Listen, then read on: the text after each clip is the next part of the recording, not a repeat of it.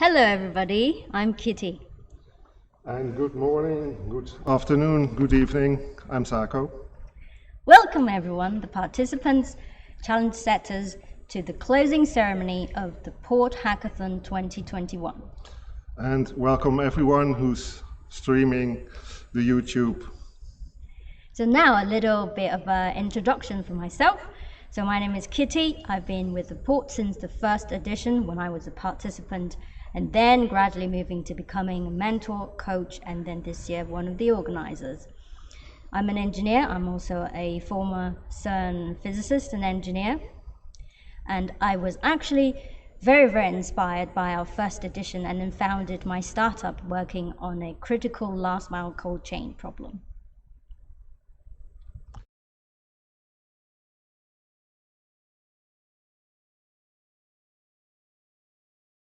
For a long time as a project manager for innovational project. And I became involved also as a participant 5 years ago and was dragged into coaching and now part of the organizing team. This year is our 7th year running the Humanitarian Hackathon. But due to the pandemic, as you guys will know, that we are running the event online. Our participants come from all over the world with diverse backgrounds, such as from science, engineering, business, humanitarian sectors, and many more. In the last 3 weeks, the teams met online and worked hard towards a common goal, contributing their skills and time to solve important humanitarian problems. Today, at the closing ceremony, we will show you all the results, but there's more. First, we invite Carolus, co-founder of the Port, to give us an overview on what the Port is about, and following that, we will hear the 5 teams who will pitch their challenges and solutions. Each team has 5 minutes to present, and then the audience has 2 minutes for some questions and answers. And after hearing all of your pitches, we have a musician playing live on stage for us. Then we will have an exceptional panel with 4 award-winning social enterprises discussing how they bring their solutions to the field and the users and to the market. We will open the floor for you to ask questions. And then we will close the ceremony with more live music. And then that would be the party time. And please don't go away yet and stay on the Zoom. So now over to Carolus. Carolus, please could you tell us what the Port is all about?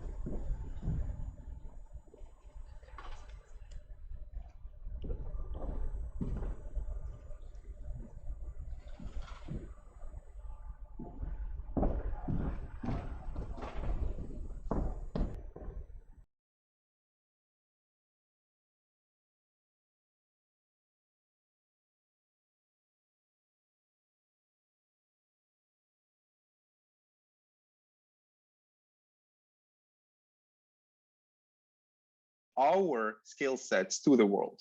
In particle physics and in science in general, what is typically done is that you have people thinking, I'm doing this. Let's see. Okay, here is what I'm doing. Hello, the world. If you think it could be useful, please let me know. At the Port, we decide to take another approach to the problem. What we do is we say, okay, what does society need?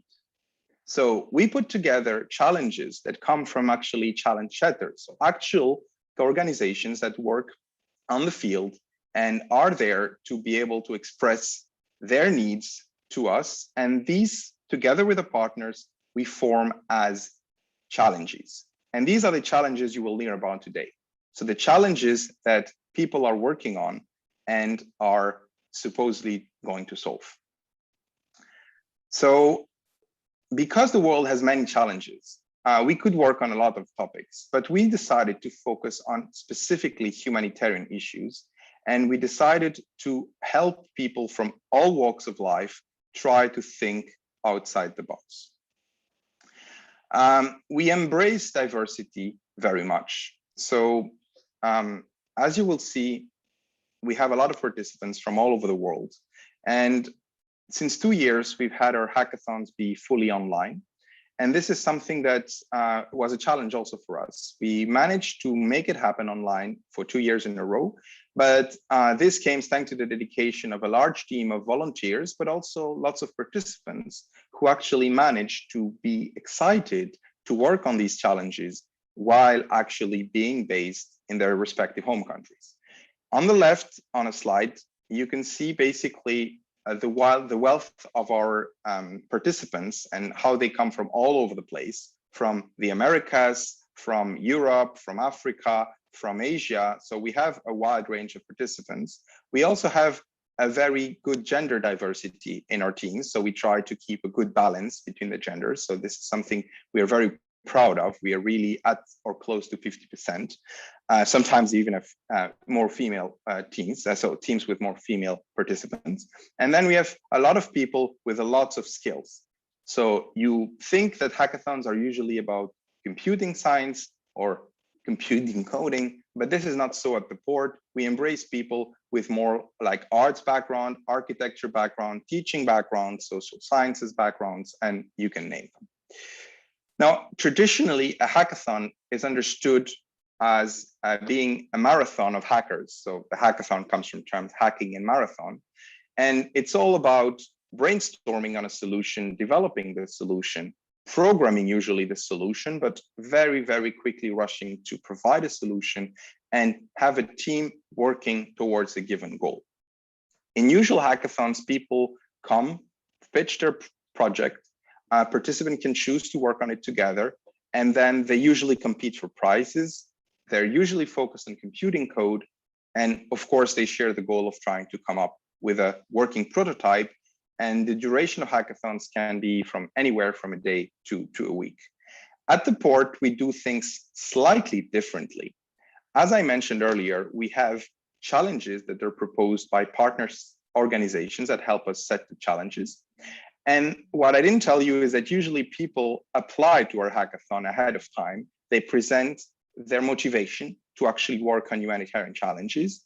They present the skill sets they could offer to such projects. And then actually we at the port spend time carefully assembling the teams by hand, taking the necessities of the challenge, the skill sets of the participants, and forming teams. And then we give them the maximum chance to actually do something meaningful during the hackathon by enable them to prepare 2 weeks or 3 weeks ahead of time to think about what they want to do during the hackathon, to prepare their work, to reach out to experts, talk with people on the field, talk with people who have worked on similar things before so that they're most effective during the hackathon. Now, we've had lots of challenges. Since we started in 2014, we've tackled over 60 challenges in over 8 hackathons, and we had over 750 participants. Here you can see on the slide a bit of an overview of all the things that happened to us in the last few years. I will just guide you through a couple of projects that actually came out of the board and then managed to move forward. The first one, which actually is from our flagship first hackathon, is what we call the body bag. So a team who initially started working on providing a cheap solution for cooling on the field, so through cheap inflatable fridge, branched off and realized that some of the techniques they were investigating to make fridges could also be useful to keep bodies in good condition so that they can be in disaster areas identified at a later stage by actually being kept and preserved longer than with traditional body bags. So this is an exciting outreach that we reached out, and these body bags are actually in the field being used by the ICRC. Then we also had another project also on this inflatable fridge, and Kitty actually was part of that team. So the very own Kitty that's actually introducing us today.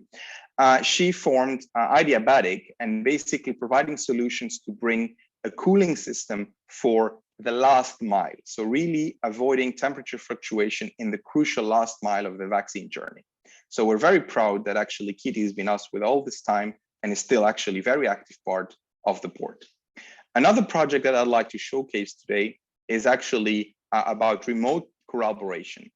In 2019, in our hackathon, before the pandemic, a bunch of people went together to actually work on the environmental impact of live conferences and the realization that remote collaboration needs to be improved so that we can actually effectively work online. And this is what exactly Remotely Green is about. So following the hackathon in 2019, Remotely Green went through several other hackathon and incubators. And actually, we're very proud that it was used for networking in 2021 in our hackathon this year. And lots of connections, lots of participants were able to meet each other on this platform. And we're very proud of that achievement. I could go on, of course, but I don't have too much time. The board also supports other hackathons. We were fundamental part of the Versus Virus hackathon, which was a very big online hackathon in Switzerland. And then we also organized several other hackathons at CERN and elsewhere. So I thank you, and I want to give the floor maybe for a couple of questions. If not, I wish you to enjoy this last presentation of the projects of our 2021 edition of the Board Hackathon.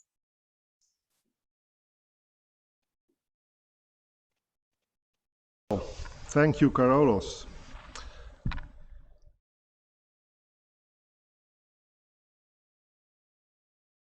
And now it's finally their turn to tell us about what they've been working on.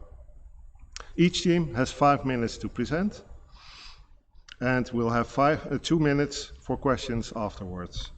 And to be fair to all teams, we will have to cut you off when you get to the 5 minutes. So, first team. So the first one is Pier 11. The coaches are Stefan and Mohammed. The challenge setter is Chris. The team is working on microbial modeling and agricultural risk assessment platform for national and global food security and yield forecasting. Over to you, Team Pier 11. Hi, we're Pier 11, and so our gargantuan task was to come up with a tool. I think we have a mix-up here. Sorry. Can you hear me?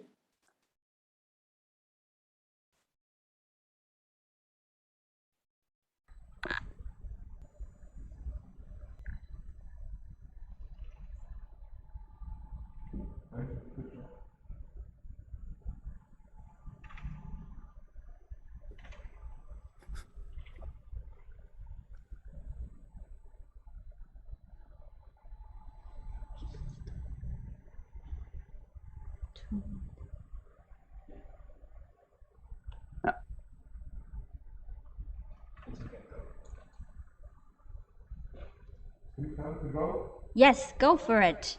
The floor is yours, Pier 11. Oh, thanks. So our first slide is, yeah, great, thanks. So as I said, we're Pier 11. Our gargantuan task was to come up with a tool that could predict pathogen outbreaks in food crops, a global microbial modeler, GLOMIMO. Our amazing team is made up of humanitarians from across the world and includes engineers, computer scientists, data analysts, physicists, TEDx speakers, TEDx organizers, industry wizards, and academic aloofs. Next slide, please. So in line with the UN Sustainable Development Goal of ending hunger and ensuring food security, our diverse team's task was broad and far-reaching. Even before the pandemic hit us, just under 10% of the global population went malnourished, increasing by a further 10% over the last 5 years. And the difficulties aren't projected to get any easier. Global population projections show that we'll need to increase food production by around 70% in the next 30 years to feed all of us. Compounding our troubles are yield loss caused by a variety of effects. Specific to our task at hand, infectious diseases cause around 40% of loss globally, with entire yields gone for some farmers in the global south. So our team was tasked with attempting to help alleviate this pressure with a predictive model for an outbreak. Questions of where our model would most help, what data is out there, what data is useful, what programs already exist, etc., were constantly going around our group. And in the end, we decided to use an example with excellent data resources and test feasibility for an early warning system. So over to our expert analyst, Nikos, to tell you more about what we managed. Thank you very much, Piraf. Next slide, please. As my colleague explained, in order to support the powerfulness and efficacy of such a proposal, we focus in a wide region in Germany, where such a tool exists and helps already the local farmers fight the development of fungi. The reason is that a lot of data from this application is publicly available online. Our goal was to demonstrate that with a limited amount of data, one can forecast the disease and react on the problem. Next slide, please. Next, we demonstrate the idea of our implementation. We provide a heat map where the farmer can navigate around his farm and check the risk of development of various diseases. This is the front end of the implementation of our concept. And on the back end, we are analyzing the data in order to identify the potential problem. Next slide, please. Yeah. Firstly, we did a very basic data processing and analysis to identify the correlation between input parameters and the development of the disease. On this step, we identify the most critical ones, and just by using climate data like temperature and humidity, and some grape-specific parameters like the size of the leaf, we could identify the very specific fungi with an accuracy of approximately 70%. As a next step, we trained a couple of deep learning algorithms based on the training dataset of the last 8 years that we had available, and we evaluated the prediction on 2021. As we can see, some of them, like the linear regression, the neural networks, exhibited very promising results. Next, I hand over again to Viraf. Thanks a lot, Nikos. So next slide, please. And we managed all of this within one single weekend. Of course, many questions still remain. Our backend forms part of a greater framework and is currently the only part that's available on our GitHub. However, within the framework, what we need is more data sources to test our models, specifically data from places like East Africa, where their maize crops have suffered horrendous losses in recent years due to maize lethal necrosis, or Southeast Asia, where rice blast has hit crops hard in Indonesia. And when weather data or disease data is missing, we need to enable data collection through innovative hardware, whether it's weather stations, soil testing, or even software like an app to upload for farmers to upload photos. All of these are ingredients that can contribute to bringing about an end to yield loss for these farmers and empower them to feed the world. Next slide, please. So thankfully, a similar framework already exists at Plant Village, and we envision our backend could seamlessly slot into the compendium of disease predictive models that they already have. Our novel alarm system code with GeoID tracking can also easily be adapted for this broader framework. So finally, I'd like to thank our team for their tremendous dedication and hard work during this weekend and these past few weeks. And we at Pier 11 would like to thank everyone here and especially the organizers at the ports for this incredible event. Thank you. Fantastic. Thank you very much, Pier 11. Does anyone have any questions for Pier 11? Let's have a look. Okay, I'll give you 1 minute to come up with your question, and I've got one for you. So have you any organizations in mind that you would like to work with? So, I mean, the FAO immediately comes to mind.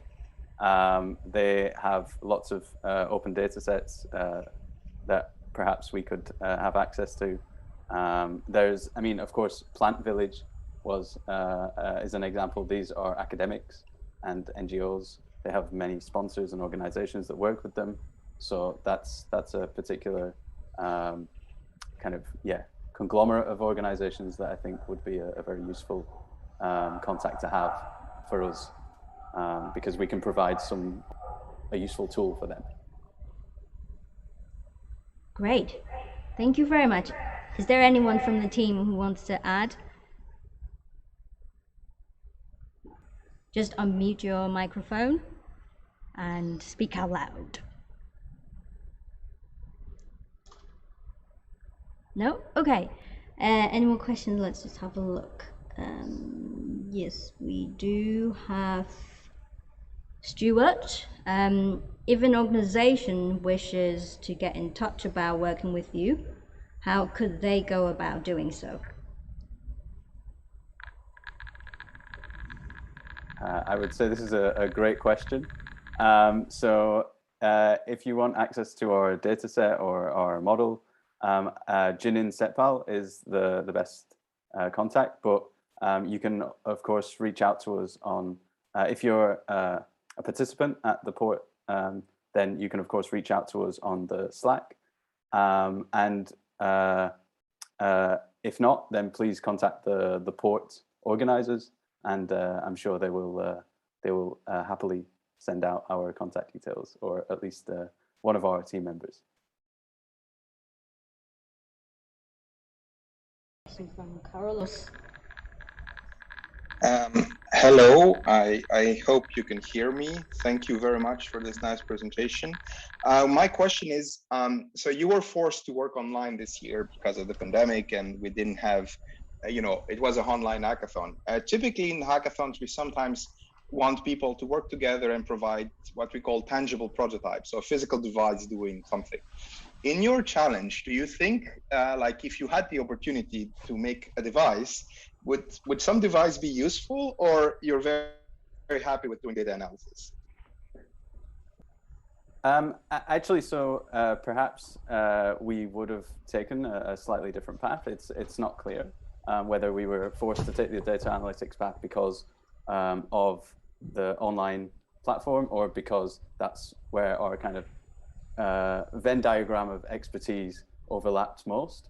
But I mean, so I think maybe other team members would also maybe pitch in here. But I think what we noticed was a lot of data was missing. So, a very cheap weather station, or, something to collect data like soil samples, I think a device for this kind of thing would also be extremely useful with regard to our particular problem. Yeah. As we also discussed about, we discussed in the very beginning a lot about a hardware, something that could partner with the platform. It would be really great, especially in those remote areas, so we can have something that can kind of flatten and make sure all the data that we're getting is similar and everything. Thank you so much. Yeah, just to point out that there are a lot of startups, let's say, doing Internet of Things agriculture on this domain, and but so far there is nothing open source. So yes, I think there is a lot of ideas that could happen in the regard of open source hardware in agriculture. Okay, great. So we're running out of time. Thank you very much again, Pierre Levin. Now we're moving on to the next team. Yes, we are. And the next team is Pier 39, which is the volcano community alerting.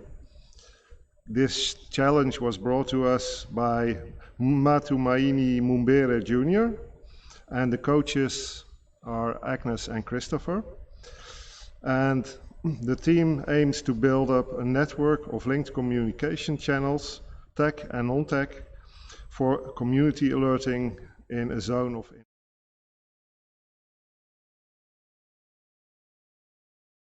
Let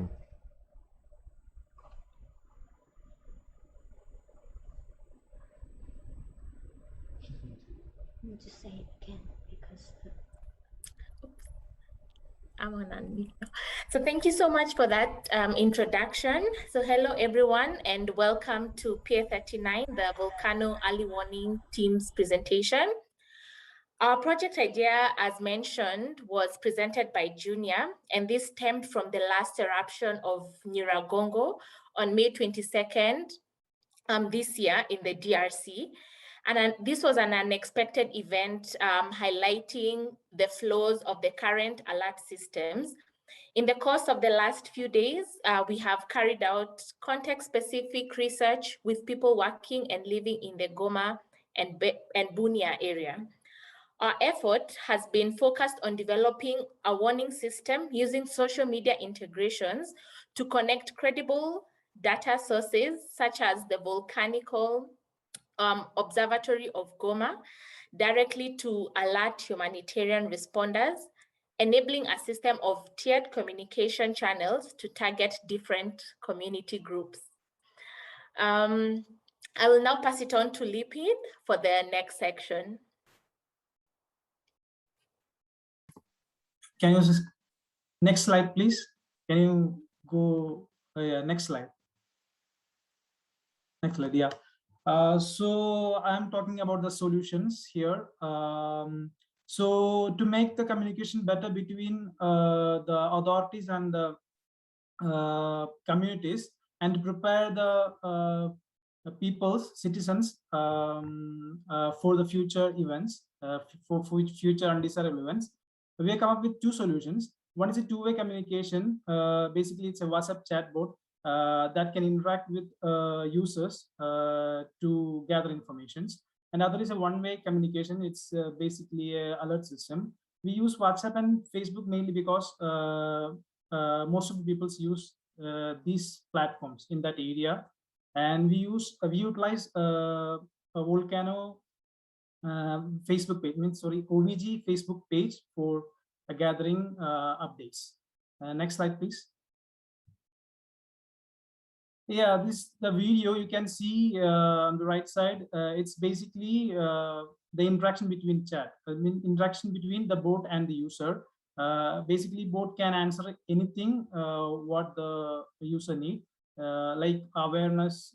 They can provide alerts or warnings. They can provide evacuation plans, identify nearby evacuation camps, status reports or different helpline numbers, or even the bot can direct user to the authorized personnel for assistance. Anyone can install, use this feature by just saving the number. Yeah, so I pass to Harshi for the other solutions.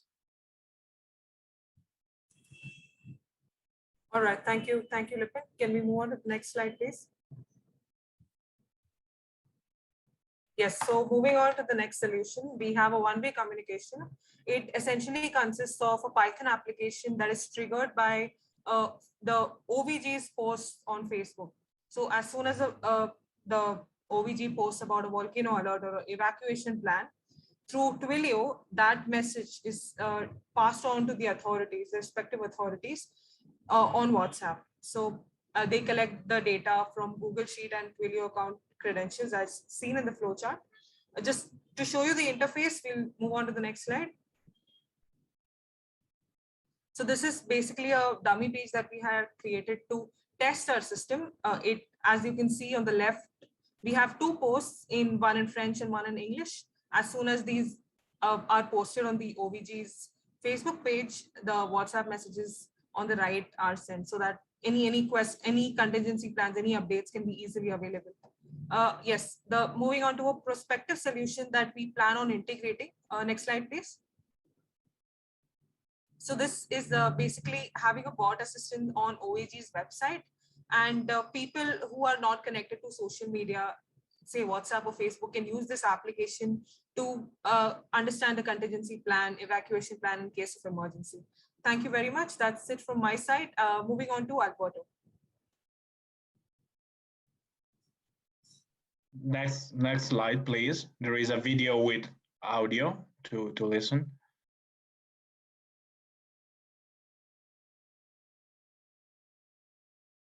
If it doesn't work, I will take the stage. So we decide to define how it could work in the real life. So we take a vulnerable group of one of so many that are in Goma during emergency, and it is kids from primary school, and responsible for this kid during emergency are teacher. Teacher will subscribe on Volcano Alert channel on our WhatsApp, and here they will find a chatbot integrated with Q&A, in which there are surely all the useful information about how to manage the emergency and contingency plan.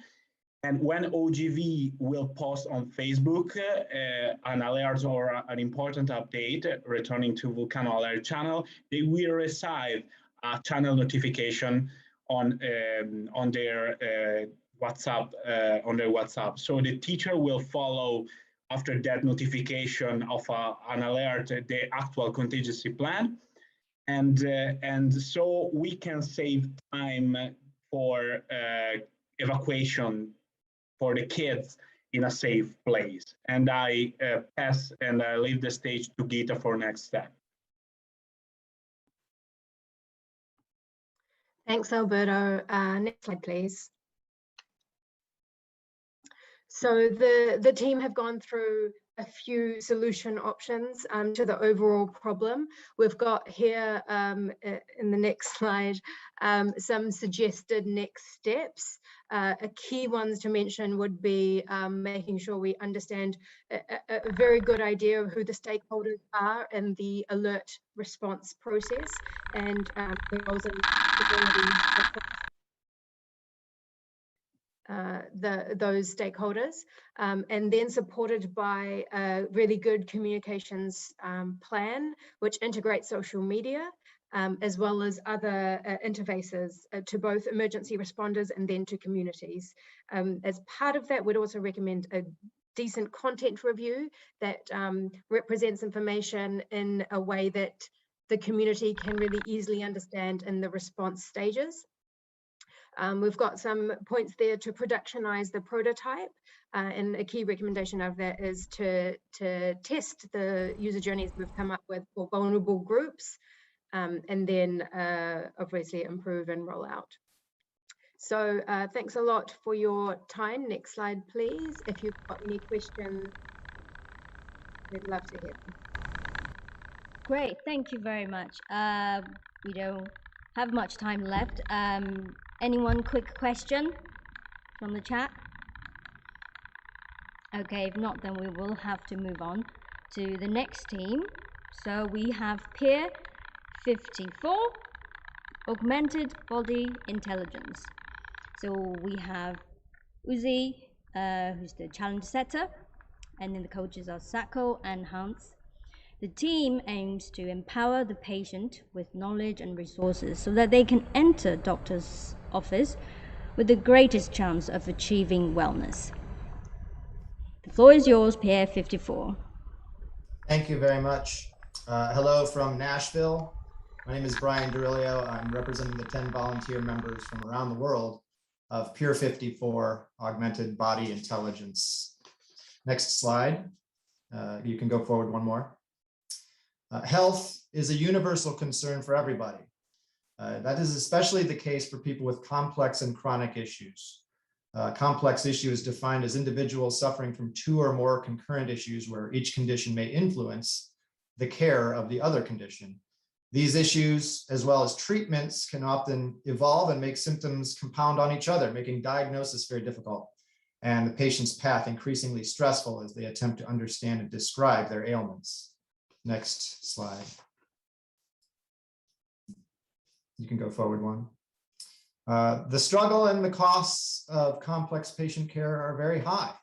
5% of the population consume approximately 50% of the healthcare resources, not to mention the toll on these complex patients who can feel isolated, overwhelmed, depressed, and confused by endless evolving treatments and Google search rabbit holes.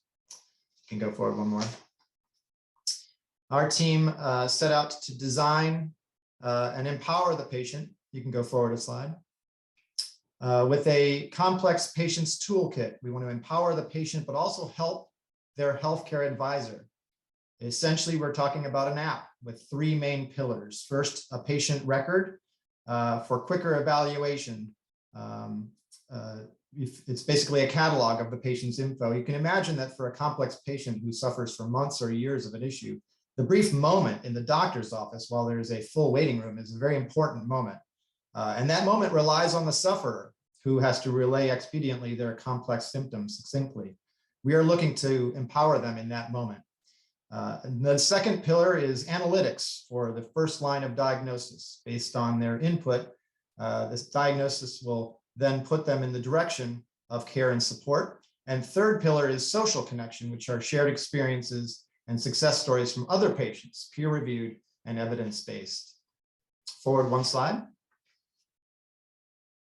There are existing solutions upon our research. There are apps and websites, especially that already execute the first two pillars, patient records and analytics. Providers listed below help with the analytics aspect. They are already existing, and they help these other apps execute diagnostic analytics and provide the back-end solutions, which can be utilized also for those portions of our app. Fast forward to the next slide. Based on our research, what's missing? What's missing from these other apps and websites, basically what's the hole in the market, is the social connection aspect. The connection that can help and empower patients to attain information and also get support during their path to wellness. Next slide. We want to help patients find their match, people in similar situations with similar conditions and sufferings, so they can share their story and experience to empower them with information, while also being able to stay anonymous so that they feel free to share. An example here in the United States that I utilize is Nextdoor. It's an application on my phone which tethers me to my neighbors, only people in my neighborhood. It's geographically based, and you can communicate with your neighbors about anything that's happening in your neighborhood. If a dog is lost and you found it, you can post its picture and find the owner. Or if you're looking for maybe a house painter, you can post, hey, what's a good painter? And you will get suggestions from your neighbors, as well as a catalog on that app of people who have given painter ideas and recommendations in the past. It's sort of like a Wikipedia. Essentially, in our app, patients with similar symptoms would be the neighborhoods. Next slide. We can leverage existing medical web services to help with the matching. As I mentioned earlier, there are already existing solutions and providers to generate a list of possible conditions and associated probabilities for people. Next slide. This list of conditions and probabilities can be used to represent the patient in the morbidity space, essentially their neighborhood, where people with similar medical issues and concerns can come together for learning. Next slide. So we would like to, at this point, play a video, and hopefully with audio, which is a quick mock-up of our concept, which we generated this weekend. If you can play the video.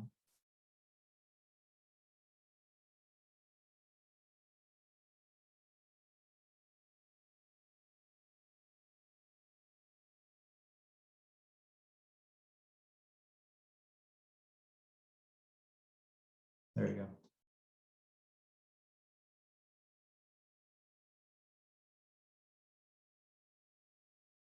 So it sounds possible that the audio isn't coming through, but I'll explain as it goes as best I can. Essentially, an app that has a home screen with information that the patient would put in, their healthcare records, their symptoms, their feelings from a day-to-day basis. Then that would triangulate into a diagnostic page where it would help them narrow in on their diagnosis. And then based on those diagnosis options that a user would receive, they then would be provided with opportunities to socialize with people in similar groups, as I mentioned, sort of like their neighborhood of people with similar issues. Would have been better with the video or with the audio, but I did the best I can there in explaining. The next slide would be the sustainability slide. Thank you. How do we sustain as a product this app? There are app-based solutions ad revenue models. Healthcare industries could be good targets, of course. Freemium ad revenue with fees, one-time purchase fee and upgrade fee options, or subscription-based models. Also, potentially great partnerships may be available. Emerging tech integration like smart rings and whatever is next. Current tech integration like Apple smartwatches. These are items that employ apps with which we could integrate. Healthcare industry partnerships, of course. Lead generation revenue share to content like books for purchase. And then we had listed Peer 54 members' savings accounts. However, we erased that, and instead we put angel investors seeking a great cause and significant positive impact. Next slide. So next steps for our product concept is finish the design and test with users, test matching algorithms with users, determine partners for content and technology, and then research and determine sustainable models for this app. With a little more time than just a weekend, we feel like we could make a real difference in the lives of complex patients with this project. And on behalf of Peer 54, thank you. And members of Peer 54 are standing by for questions. Thank you very much, Peer 54. Sorry, we don't have time for questions. We have to move on. We have to move on to Peer 50, our fourth team. And the coaches here are Sarah and Bashir. And this was a hack from last year. It's an extension of what they did last year with a challenge setter, Sina. And the team aims to increase the accessibility and availability of medical devices worldwide by creating an open source sharing platform for them. Go ahead, Peer 50.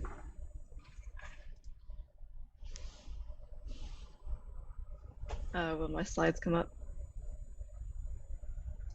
Okay.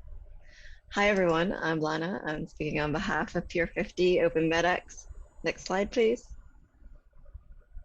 Our goal is to improve the targeting of healthcare interventions by NGOs and governments in low and middle income countries. There are multiple strands to developing the solution. Next slide, please. The first is to survey health facilities and charities on the situations that they face, the prevalence of different diseases, the availability of hospital beds and facilities. Next slide, please. There's a video there, or there should be. It should be our web form that we currently have hosted on the Open MedX website. In this form, NGOs and local healthcare facilities can enter data about what services they have available. I'll carry on. We have been motivated by our conversation with Médecins Sans Frontières about their eCare app, which provides diagnosis of children by trained staff, as well as collecting and collating data about the health issues being experienced. This shows that we have a viable project, as this is a similar system that they're using in pediatric care. The second survey is for the general population, to sample what health issues are affecting people and what care they're receiving. Okay, so I would say next slide, but we jumped a little bit. Need to go back a slide. I guess it's not showing any of our videos. That's unfortunate. How strange.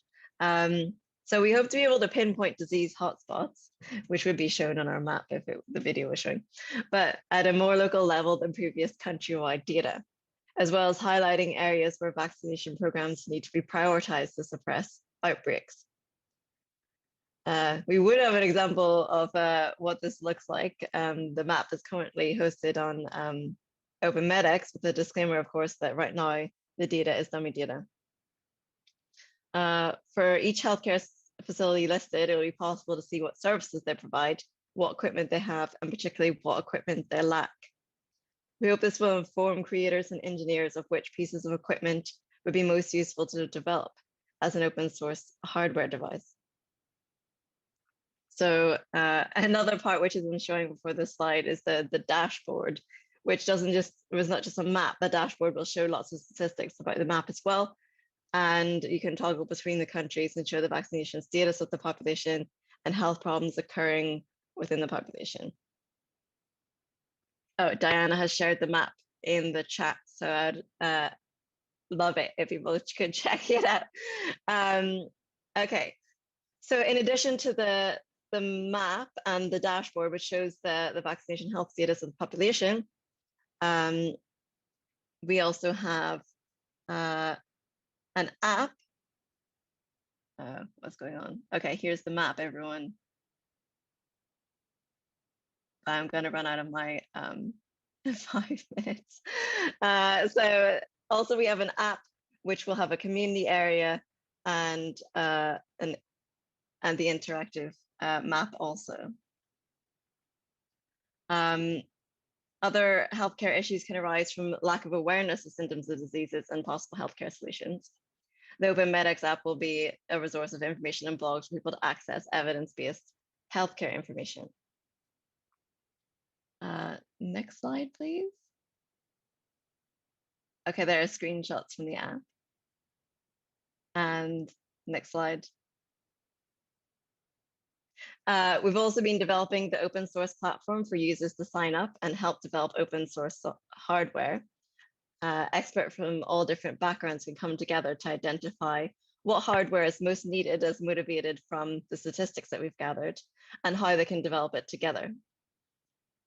In the bottom right, there's a screenshot of the misinformation check portal. All information coming into the website via the blog will be moderated to ensure it's accurate and evidence-based. Next slide, please. So these are the first steps of Peer 50 in developing the Open Medex platform. We hope to continue this work and to collaborate with NGOs to develop this further and contribute to the humanitarian field. Thanks. Thank you very much, Peer 50. We have any questions? Do we have any questions? Please feel free to mute yourself. Unmute yourself. Or put it in the chat box. Hi, Lana. It's Stuart here from Peer 4. Hi. Quick question for yourself. What are the audiences for this platform? Who do you think is going to be using it? Well, we hope that the NGO section will be, well, gathering information for NGOs and for governments in order to prioritize where they put their resources. So that kind of thing has been done in like the UK for the COVID situation, where they can see where hotspots are breaking out and they've then prioritized vaccination in that region to try and suppress the outbreaks. So I think it would be mostly NGOs and governments. Cool, thanks.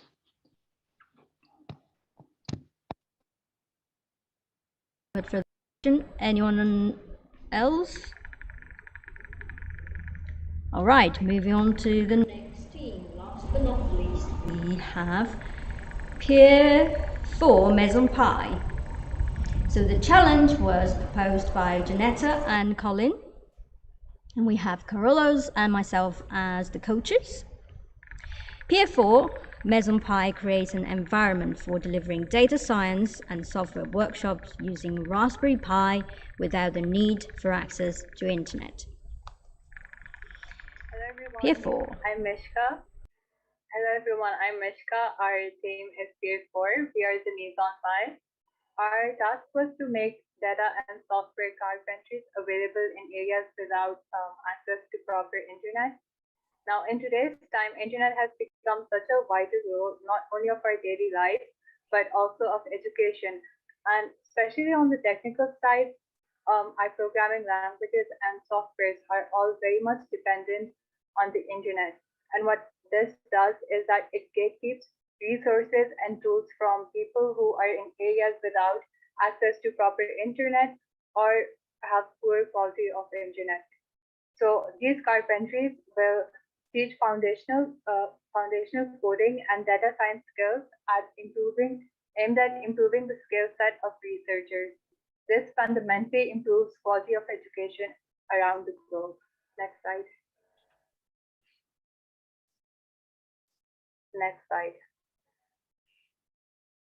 So now our team was very diverse in terms of skill sets. We had computer science students, we had chemistry students, we had electrical engineering students, social science students. So in order to ensure that every person's skill set was used we organized the team into two parts, technical and non-technical. The technical team focused more on creating images and the Raspberry Pi kits and offline resources, whereas the non-technical team focused on creating resources for others to become instructors, how those instructors could then set up their workshops and how they could fundraise in order to have those workshops. So next slide. My teammate Stuart will be presenting ahead. Thank you. Hi, so what we'd love to show is for an SD card with the OS image on it, put into the Raspberry Pi, connect to a workstation and run a lesson offline. A bit more work is needed before we get to that point, but there is plenty that we did in the meantime. So what you can see there is we've created a case for the Pi with a logo on it, 3D printed by Marin, which looks fantastic, it's great. And that would be part of the kit that would be provided. And when you plug a workstation into the Pi, what you would come to is a website. So you can navigate around the resources and find the lessons that you're after. So what you can see here is the first landing page of that, and it directs you to both the data carpentries and the software carpentries for you to go and access the lessons that normally you'd have to go online to find. Can you go to the next slide, please? Okay, within this website, there's aspects of information, documentation, and things such as the code of conduct, but also very important, as I say, those links to those lessons. So you can see on the right-hand side there is a table of links which provides those connections to things such as the Git repo, which the lessons are within, which normally would be available only online. In this case, it's all on that Raspberry Pi, all embedded offline for access. Click on the link as usual, you go to the Git repo for all the lesson information as needed to run those lessons. Next slide, please. Within the work as well, we went through the process of creating the image that would go into the SD card that could then be distributed for the Raspberry Pis. On the left-hand side, you can see the build process as it is taking shape. But also on the right-hand side, what you can see there is load monitoring. So with the Raspberry Pi running multiple workstations, we need to understand the capability of the load it can bear. So within that, we did some initial monitoring around the load. Further work is needed on that with maybe more of a real world scenario, but initial signs very promising in terms of how the Pi can cope with those connections. Next slide, please. As Mishka was saying, we did both technical and non-technical work. So some of the non-technical work focused around information. So to train the trainers and how to become an instructor. Very importantly, we rely heavily on the trainers to be able to run the sessions and the workshops. And so it's very important that those guys themselves are understanding of what they need to do, how they go around, and how they can help the students when it comes to setting up the software on their workstations, those kinds of things. Next slide, please. So, on reflection, what went well? We initially understood this to be quite a technical hackathon challenge, but what we found was that the non-technical aspects were very important also, and that the entire team could pick up aspects as was best suited to their capabilities. Having prototyped many different aspects of this challenge, we made great progress on many of them, and so it's in a very good position to take further and wrap up and finish. There are a few things that we, on reflection, in terms of lessons learned, could have gone a bit better. Initially, we could have kept our actions a bit more realistic.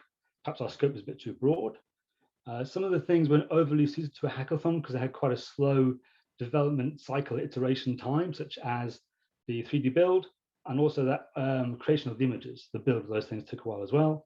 And from a personal point of view, as a team, we felt we could have done a bit more planning in advance, a bit more communication as we went. We got a little bit head down in the hacking, which was good fun. Next slide, please.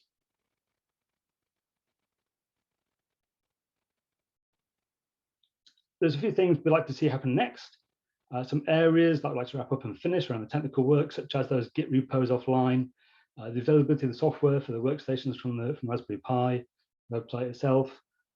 There's also a thought that we could create another Pi OS image for workstations so they could be distributed, because connecting to a Pi could create networking issues, permissions issues, and the like, which everything was already provided on a Pi. That would overcome all those problems. The SD card holder is brilliant. We'd like to spend more time figuring that out. We thought about creating a shutdown switch as well, because the Pi can be turned off without the shutdown command running, which is a bit of a problem. Future versions of the case, and further load testing, but in a real world scenario with all the traffic happening across the networks. And in terms of non-technical work, I'd like to support the people going out into the areas with these things and how to help them raise the funds to bring this to their communities. And one thing we did start actually was a pre and post survey for the students, so they can tell us the feelings beforehand and afterwards, and we can get that feedback loop and learn from the people actually doing these things. Next slide, please. That's it. So that was a very quick tour of what we did. As a group, our entire peer, I'd like to say thank you very much to the port at CERN, all people involved, to Kitty and Ben, everybody else for supporting us. It was a brilliant experience, and we're very grateful to have had the opportunity. Thank you very much. Thank you very much, Pierre, for this amazing presentation. And of course, I'm biased. Right, so questions, anybody? Okay, so we've got some comments from Stefan. So he's commenting on the nice Raspberry Pi case.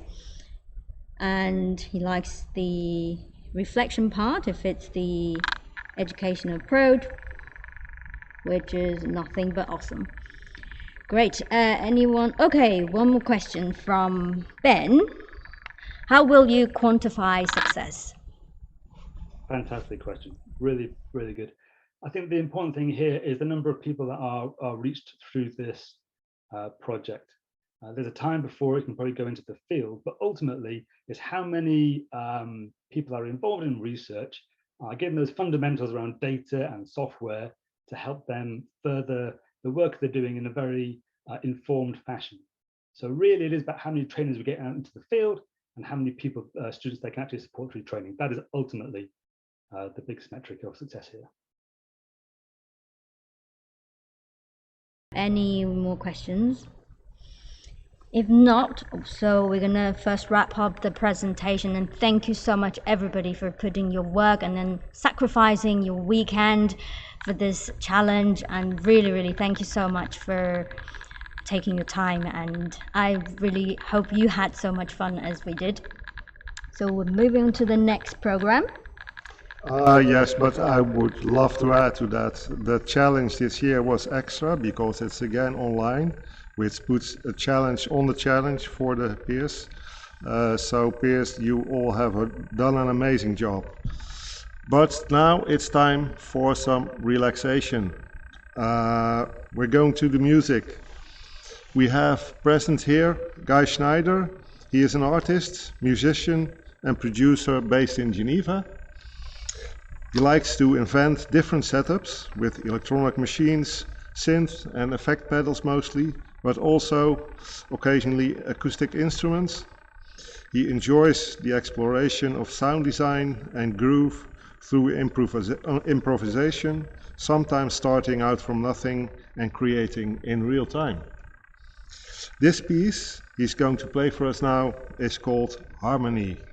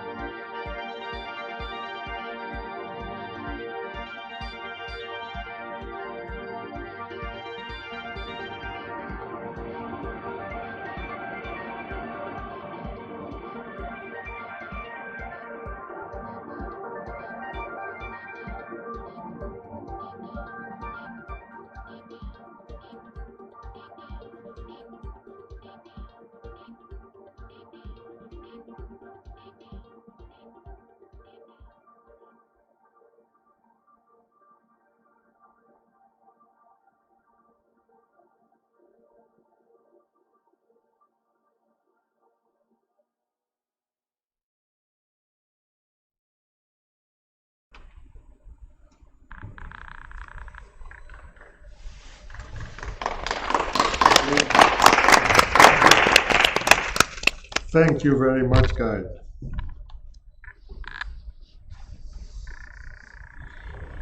Right, now we're moving on to the third part of the evening. We will have a very, very impressive panel of 4 multiple award-winning social entrepreneurs to tell us how they brought their solutions to the field to test with the users and what their challenges were and how they overcame them. So first up, we have Daniel Watson, who is co-founder and CEO at SafetyNet Technologies. And second, we have Francesca O'Halloran, who is founder and CEO of BlueTap. The next one, we have Mike Dawson, co-founder and CEO of Ustad Mobile. Last but not least, we have Reem Alfranji, co-founder and managing partner of Hababina.net.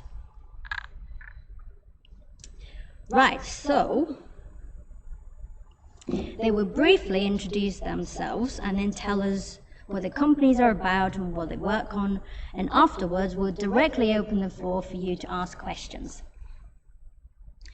So, Dan, the floor is yours.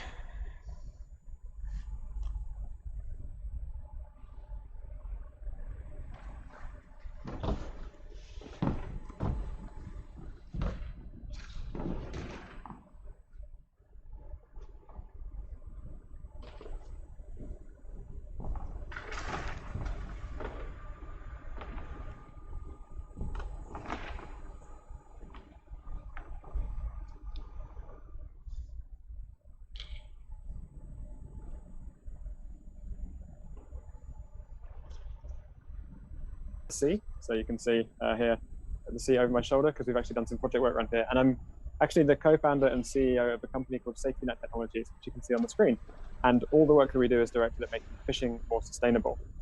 Next slide, please. So the reason we do this is because roughly 1 in 10 fish that's caught is the wrong fish, and if you look at the folks in this picture, they both have the same issues, which are that they're catching the wrong fish, and this leads to a lot of wastage in the global fishing supply chain. It also leads to a lot of wasted money in the supply chain, and as the population grows bigger towards 2050 in the world, we have more and more pressure on food security from the ocean sources. Next slide, please. So SafetyNet is building precision fishing tools of the future, and we're doing this to make fishing much more selective, meaning that you can observe and measure and also respond to changes in the ocean environment using a kit of tools and hardware like the one that you can see on here in this box. We have a range of different things. Next slide, please. So we have lights which fit into fishing gear, which I'll discuss in a second. We've got cameras that go in there with artificial intelligence and machine learning to help fishing crews understand what's going on in their gear. And then we have sensors that go in to measure the ocean environment to see what the ocean was like when different species were caught and figure out if we can find a way to let fishing crews know what's going to happen during their fishing. Next slide, please. So the lights that I mentioned are called Pisces. You can see one here on the left, and on the right-hand side, you can see it fitted into a fishing trawl. And basically, we put different colors of lights that flash at different rates, have different intensities into the gear to attract and repel different species of fish, which means that if you want to catch cod, you can just catch cod. If you want to catch haddock, you can just catch haddock. So if you go to the next slide, you can see the effect that it has, which is quite pronounced. On the left-hand side, you can see there a shrimp catch with lots of fish in it, which you don't want to catch. They're called eulachon. And on the right-hand side, you've got a much cleaner catch simply by applying the lights and reducing that bycatch by 90%. Next slide, please. So we've done this all over the world, and it's really important for us that we get out there and we meet our customers and the different scientific partners that we work with. We've done lots of different trials to test and validate not only the technology and the science, but that it works for our end users, because fishing is really hard and we don't want to make it more difficult for people. So we need to make sure it does what it's supposed to. Next slide, please. And we offer our service as a hardware as a service. Basically, we send out our technology with instructions and science around it, and we support the fishing crews to put it out there because trust is really important in this industry. And in return, we get money, and we also get data back from how they use it, so we can refine and build that feedback loop and understanding of how our technology can be better. And there's lots of people out there with problems. It's roughly 4.6 million vessels in the world. There's a massive market of hundreds of billions. And so loads of people need help, and that's what we try to do. So next step, please. And the way that we do it is we work with governments. We work with retailers, people that you would have heard of like Tesco's and Marks and Spencer's. in their supply chains to sort of essentially put a downwards pressure on the industry, because there are these new certifications and other regulations that come in that mean that fishing crews have to find a way to catch more selectively, but the tools haven't really existed before. So it's a lot of collaboration from our side. Next slide, please. And these are the revenues that we're projecting over the next few years. We're a very early stage company, but there's lots of demand for the stuff that we're building and lots of need out there. Next slide, please. And to us, precision fishing basically means protecting biodiversity. It means a resilient ocean ecosystem so that we can actually have nature supported and protected into the future. Livelihoods protected because lots of people rely on the ocean for jobs, and also sustainable seafood so that we can keep feeding people into the future. And this is really well aligned with the SDGs, the Sustainable Development Goals. Next slide, please. So we've done quite a lot over the last, it's been about 12 years working on this now. It's not been a fast process. There's been a lot of research and development along the way, a lot of going out to the community and understanding what's good and bad. 3 founders there and a team that's grown over the years as we've raised investment and also started sales. Next slide, please. It's also taken a huge amount of collaboration. You can see here some of our partners, and there's been tons and tons of people involved across science and research, industry and NGOs. And then we've had awards along the way that have actually helped us do that. So it's all been about collaboration in this whole project, about learning and feeding back into the system and seeing what works. And I think that's us. So if you go to the next slide, we're working to make fishing brighter. And hopefully we'll maybe cross your paths in the future as we do so. Thanks so much. So everyone, I'm sure that you have lots of questions at this stage. Please feel free to just pop them in the box or just put that in your brain for the moment. We're going to go through all of the presentation in one go, and then you can ask however you like. All right, so next up we have Francesca from BlueTap. Hey, yeah. Hi, everyone. Can we get up the slides?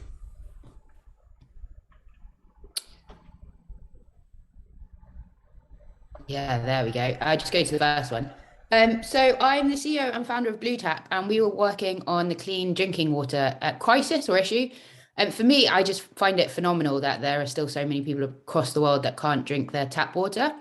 And one of the consequences of this is that people are buying in kind of more middle income countries a ton of bottled water, a ton of bottled water. And you see loads of that plastic waste is entering the seas. So what we've been working on at BlueTap for the last 3 years, actually, we've been in the R&D phase. We've been developing a super affordable chlorine dosing technology. If you go to the next slide, I'll show you a little bit about what it's about. So chlorine's super interesting because there's quite a few ways you can treat water, but chlorine is the most affordable, and it's really, really accurate, and it's really cheap as well. You can treat loads of water with a tiny amount of chlorine. One of the issues with it, though, is that it's quite complicated to do.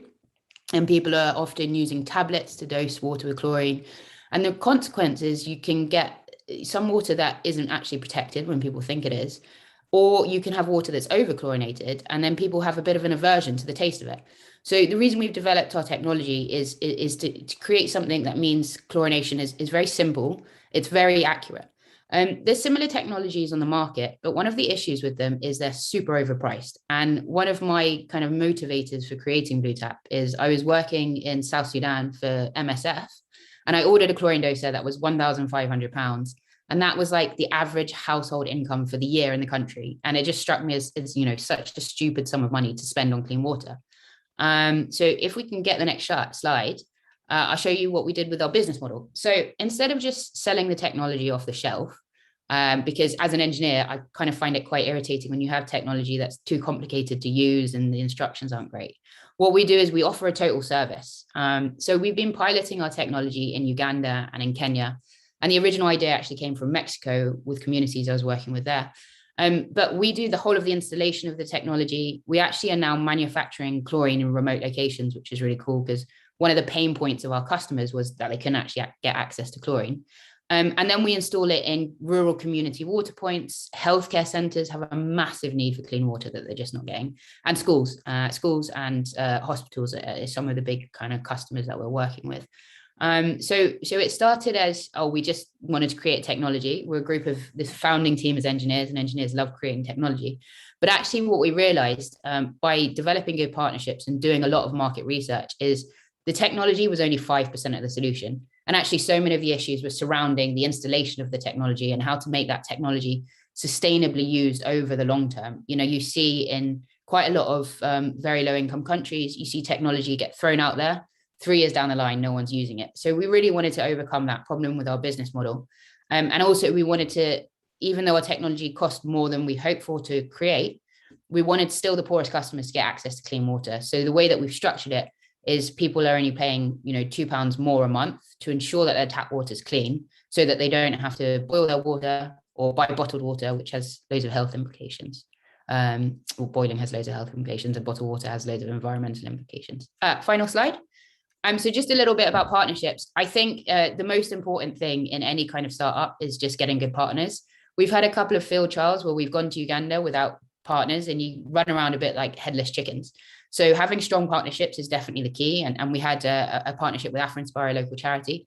And now we're working in Kenya with University of Oxford and a small NGO called Fundifix that do water installations in the community. So yeah, my best advice is, even if your product isn't 100% ready, get it out to try it and get some customer feedback, because that's super, super important. You know, you can create the perfect product, but you actually want to know that you're creating something that people are going to use and are going to want. Thanks for listening. Amazing presentation. So now we're going to move to Mike from Ustad Mobile.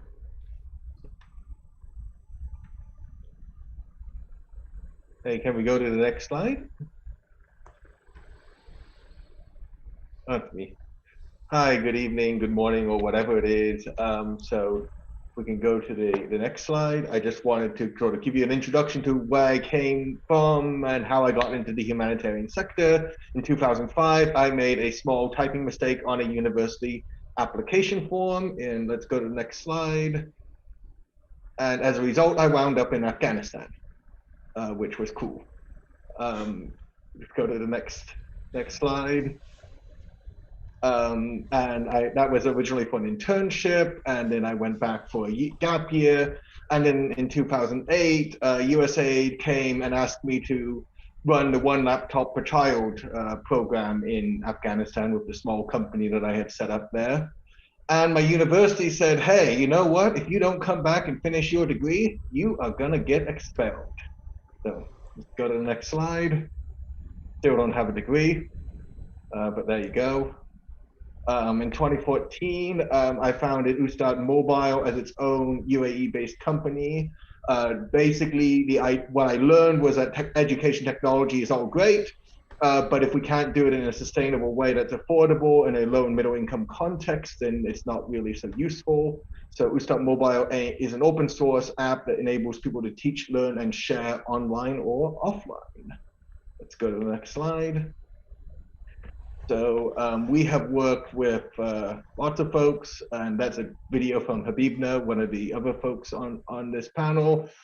We have worked with Dubai Cares, UNHCR, USAID, UNICEF, Expo Live. Our software has been deployed so far in Afghanistan, Bangladesh, Lebanon, and others. There's still a long, long way to go. And, you know, I think as the other panelists have shown, you know, it's a marathon, not a sprint. So yeah, thank you very much to the port and the organizing team for having me here. Now we're going to move on to our last panelist, Reem from Habibna.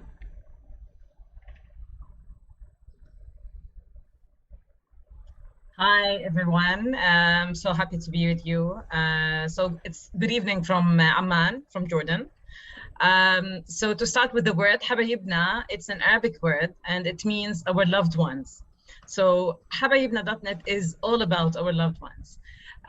So 10 years ago, I knew that my 2 sons have a developmental disability, and I had to move from Palestine to Jordan so I can find the specialized programs that they needed. And me and my husband needed so much guidance and support, whether from other parents like us or specialists in special education or rehabilitation, to guide us and, you know, teach us how we should deal with this new situation, which was the new normal to us as a couple who have 2 sons with developmental disability. So after being, moving around, trying so many things, having my an experience of trial and error with our sons and seeing what was effective, what was not, we decided, me and my husband, to launch habayibna.net in December 2017 as an Arabic resource, because we found that whenever we needed an information that is, evidence-based, backed by science and research, it is always available in English. So we couldn't find a reliable resource in Arabic to help us improve the skills of our sons within the resources that we have, whether in Jordan or the region. So in 2017, in December, we launched habayibna.net, and it was a very simple website with content only. So what we did, we produced 140 videos with specialists from our network, and we just launched. And we started to have other parents reaching out to us, whether through the website or social media, and they started asking more questions that as parents we couldn't answer. They needed more specialists to give them answers and guidance. And they started to ask about the specialists whom they saw in the video, if they can have consultation or guidance from this specialist. So after 1 year of launching, and because of the frequent feedback and inquiries we had from our users, we developed the online consultations, which is a cloud system that easily enables parents to book and have an online consultation directed to their cell phones, to their mobiles. So they just book the time, and our system calls both parties on the specific time.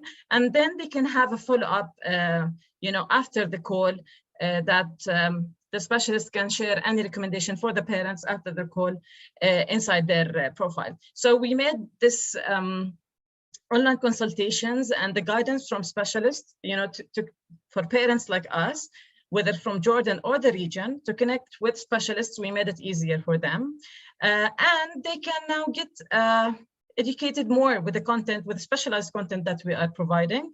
Now we have a library with more than 900 videos and articles. And during COVID, we found there is a need, because so many parents, after being locked with their children at home, they lack the skills to teach their children new skills, or how they can maintain the skills that their children acquired.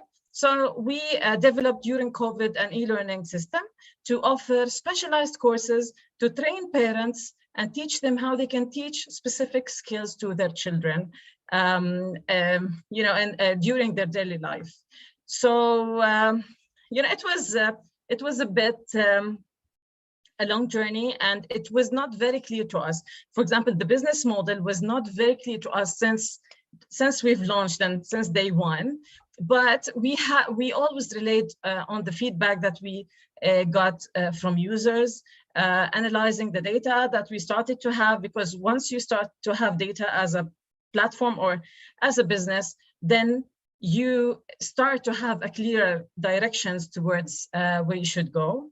We're so happy now. We're collaborating with 15 specialists who are offering the online consultations. We're collaborating with a governmental entity here in Jordan. We're facilitating their hotline, actually, and we are producing more and more online courses. We're so happy with the impact that we are making with thousands and thousands of children with developmental disabilities across the region and beyond, because we found that we are helping Arab parents wherever they are, especially parents who move from a country to another, whether to Europe or Canada or the US, and they are new to the system, and they need some guidance to their children and someone to help them to know what to do until they get into the system and they get their child in the specialized programs that they need. Thank you very much, Reem, and thank you so much, panelists Dan, Francesca, Mike, and Reem. Once again, amazing work that you've been doing, and as we know, it's a long journey, and we just have to keep fighting for it. And yes. I'm sure everyone, you must have loads of other questions, but now we're really running late, so 2 questions max. Let's see. we've got one question from, oh, okay, there's so many questions now. Let me just, so Ashraf, so you have a question. Can we have some hints of your future goals? Is this question to a specific panelist, or do you want to unmute yourself? You said blue tap there. Should I go for it? Yeah. All right then. Yeah, good question. I think it comes into a question of how do you measure success? Because I heard people talking about this earlier. We're a social enterprise, so you know, our main metric isn't money or income or anything like that. It really is just one thing, which is the number of people that are drinking clean water. So that's how we measure success, and that's what our goals are. And next year we've got quite a conservative goal of 50,000 people, and the year after that, hoping to get 500,000, and the year after that, 1 million. It sounds like very big numbers, but actually, if you look at our model of operation, healthcare centres in rural parts of sub-Saharan Africa, they often have up to 600, 700 people a day going in there. And often those people will drink a glass of water and, you know, like, unfortunately, they could get sick from drinking it. So our goal is just to reach a really good number of people with clean drinking water. And after that, hopefully reduce the number of people who are getting sick. But unfortunately, it's really, really difficult to measure that because a lot of it is subjective or qualitative data to get that information. Great, thank you. We're just going to take one more question, but then I would like to invite the panelists to stay after the session, after the closing ceremony, to network with the participants. So yeah, one more question. What do the panelists think are, oops, the question keeps coming up. Stuart, do you want to just unmute the mic and then ask the question? I saw a question that is gone. Right, well, okay. What do the panelists think are the biggest challenges to innovation for social good in the UK or globally? Maybe a short one for each of you. Let's start with Dan. What are the biggest challenges to innovation for social good in the UK or globally? Dan, are you there? I think you're frozen. Okay, Francesca?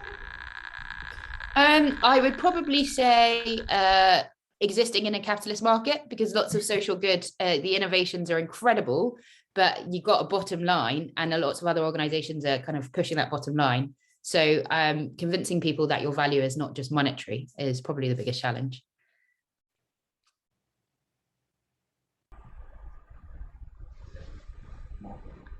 Yeah, and Mike, finding the right supporters or the right people who are gonna join your journey, whether impact investors, supporters, angel investors, or even advisors, because one of our biggest lessons learned is having mentors. It's really it made all the difference to have one mentor who believed in us, who is a serial entrepreneur, and who also believed in social impact. So we had these common values, and he really helped us to look clearly to our direction and to be where we are now. So I believe, like, having people who believe in you and who support you throughout your journey, especially when you start. Great, thank you, Reem. Mike, are you here? Yeah, I'm here. I think that one of the biggest challenges is that innovation moves quite quickly. Grants and funding do not move very quickly. It takes months and months and months. I see everybody's nodding in agreement, so maybe I've hit something. And, you know, by the time you get a decision, if you even get notified, then, you know, maybe, the technology has changed. You know, you're talking 6 months, 1 year, 2 years down the line. And how do you exist? And I saw one of the questions, like, how do you actually, eat and pay your rent, in that time is a challenge for sure. You back with us? Did you hear the questions, or are the biggest challenges for social good? Yeah. I did, thank you. And I think just to mirror a lot of things that have just been said, are all absolutely true. I think one big thing is that the point was made earlier that it's a marathon, not a sprint. And that means you need to figure out how you're going to look after your mental and physical well-being for that entire marathon. And if you throw yourself into it, as big as the challenge is and as worthy as it is, you need to make sure that you can also look after yourself so that you can keep doing it day in, day out, and have a team around you or other people around you to help you get through that. Remember that life is many different things, and that this will maybe end one day and you'll have other bits of life to go to, and you just need to remember that you've got to keep that energy going. So just pay attention to that and make sure you have what you need to be able to do it.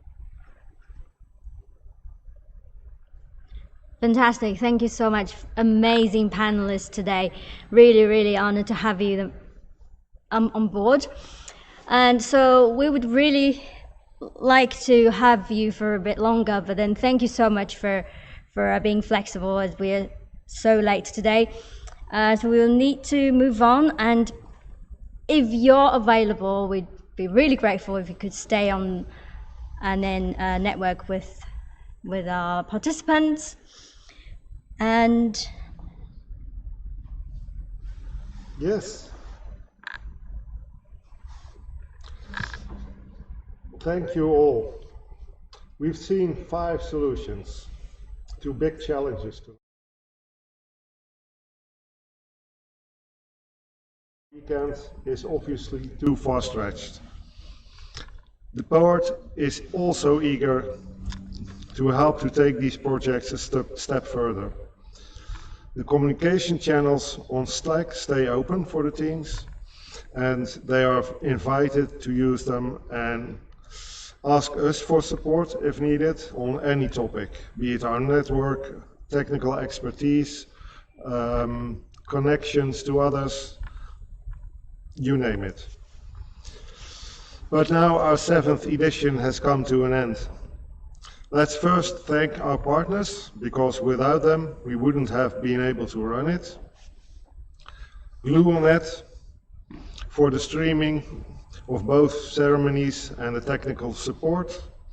Remotely Green for our warm-ups and minglers. The Globe, where we are now, for having us again this year as the center of our streaming sessions. Stephen Cornish from Médecins Sans Frontières for his motivational speech in the opening ceremony. The discussion panel, of course, then Francesca, Mike and Reem, and all our coaches of the teams. And last but not least, the challenge setters who have proposed this year's challenges and who have contributed their time and work with the teams. We are very grateful for your time and for your expertise. As you know that the port is run completely by volunteers, we would like to thank our lead organizers, Ben and Sarah. Would you like to come up? So Ben and Sarah, they have done an incredible job and you're truly amazing. We'd also like to thank Mohammed, Daniel, Carlos, Hans, Nicholas, Sako, Agnes, who are the supporting organizers. And thank you all for your time and effort you put into this. Of course, we'd like to thank all of you who participate during this hackathon and the preparation phase. Thank you everyone for sacrificing your weekend to work on these important challenges, and we hope you had fun. And your feedback is very important to us, so we'd like to run this better in the future. So if you could send your feedback to your coaches, that would be awesome. And don't just give us the positive ones, we'd also like to hear critiques, and that really helps us become better. So every participant will receive a personal certificate of participation, as in recognition of your participation. And as we said before, we aim for collaboration, not competition, as you heard from your panelists.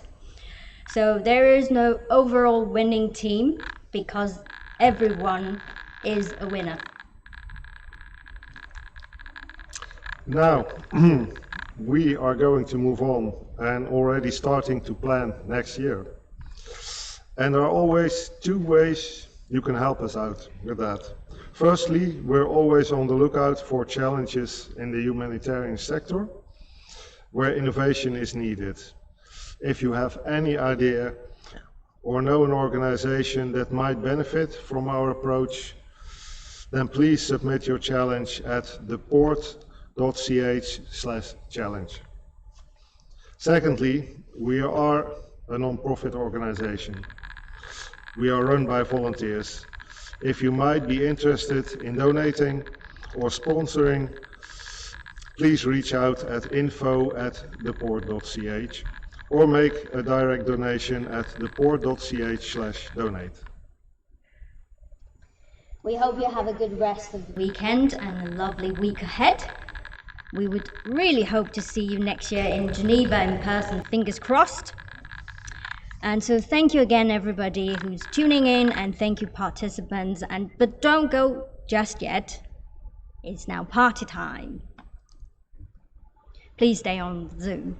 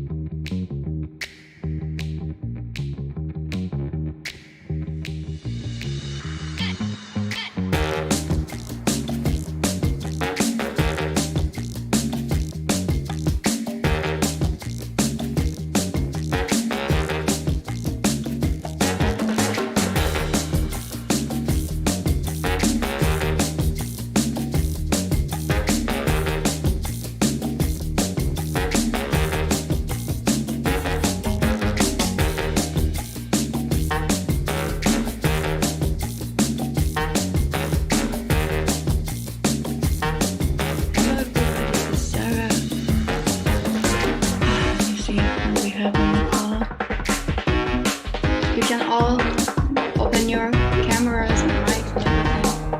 Otherwise, hope you guys had a great time hacking. And well done to all of you handling the presentation, technical difficulties, super well.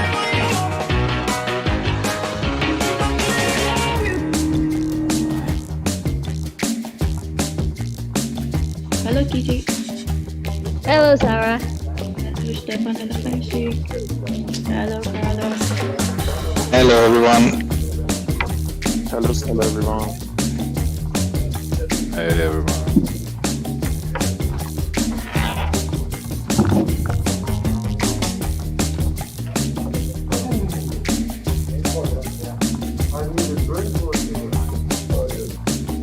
Yeah, the people in the globe have not so much time to wrap up, so they'll try to join the stuff, but they have to get out of the room and give it back to CERN, so this will take a while on their hand. But it doesn't matter, we can stay together. I open some Zoom rooms for breakout if you want.